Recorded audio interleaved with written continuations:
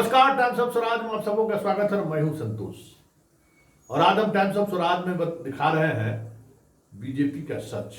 जी हां, और ये एक ऐसा सच है जिस सच को छुपाने के लिए बीजेपी ने आज पूरी ताकत लगा दी।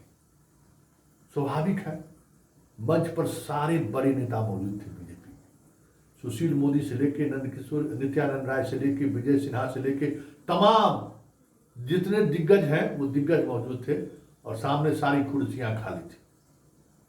ये तो भाई अजीबोगरीब स्थिति है।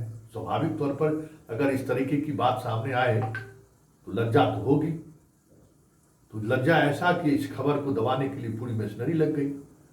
लेकिन खैर वीडियो है, थोड़ा सा वीडियो आप देख रहे होंगे, वीडियो देखिए और समझिए इन चीज़ों को कि किस तरीके से बिहार में अपना सियासी जमीन तैयार कर रही है बीजेपी। क्योंकि ये कार्यक्रम क्या था, पहले ये समझ लीजिए। कार्यक्रम था ताती का सम्मेलन, मतलब अति पिछड़ों का सम्मेलन, अलग अलग जाति का इन दिनों बीजेपी बुला रही है कि जो नीतीश का वोट बैंक है उसमें हम सेंधमारी करें। लेकिन क्या सेंधमारी होगी जरा देख लीजिए। 100 आदमी भी नहीं पहुंचा उनके सेंधमारी में। कैसी तैयारी रहेगी होगी ये भी सोच लीजिए। किस स्तर पर तैयारी की गई होगी ये भी सोच लीजिए। लेकिन एक सवाल है, बीजेपी की ये पहली सभा नहीं है, कार्यक्रम नहीं है जो इस तरीके से विफल हुआ है। मतलब सम्राट चौधरी जब से प्रदेश अध्यक्ष बने हैं, यूं कहें तो ये 5वां या 6ठा कार्यक्रम होगा जिस कार्यक्रम में लोग उपस्थित नहीं हुए। ये संयोग है या प्रयोग कहना मुश्किल है, लेकिन सवाल तो है कि क्यों ये स्थिति उत्पन्न हो रही है। क्या वाकई में बीजेपी के अंदर खाने में सम्राट चौधरी और संगठन से जुड़े हुए लोगों में कुछ तो चल नहीं रहा है? क्योंकि ये हश्र तो बीजेपी का हो ही नहीं सकता। इतना कार्यकर्ता तो उसका पटना में आसपास में मिल जाएगा।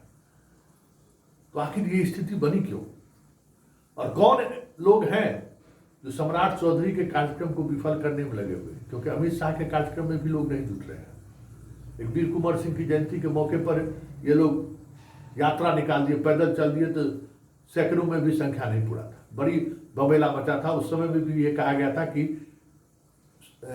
सम्राट चौधरी को अकल ठिकाने पर लाने की कोशिश हो रही है।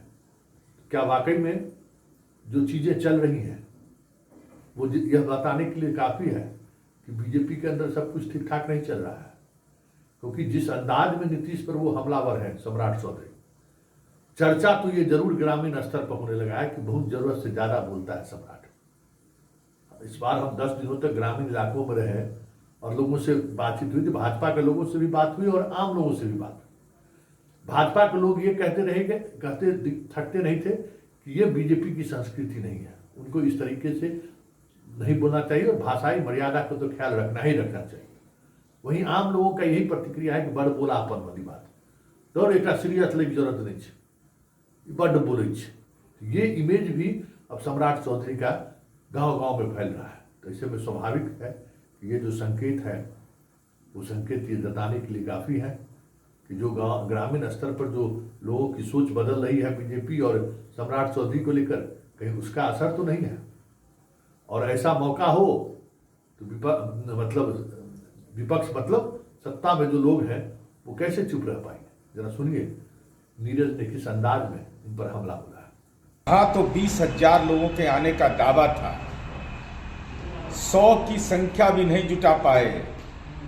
केंद्रीय मंत्री माननीय नित्यानंद राय जी, सुशील मोदी जी, विजय सिन्हा जी, लज्जा लगा कि नहीं? और झलकारी बाई के नाम पर जयंती समारोह और 5 बुनकर से जुड़े हुए समुदाय के लोग को आपने बुलाया।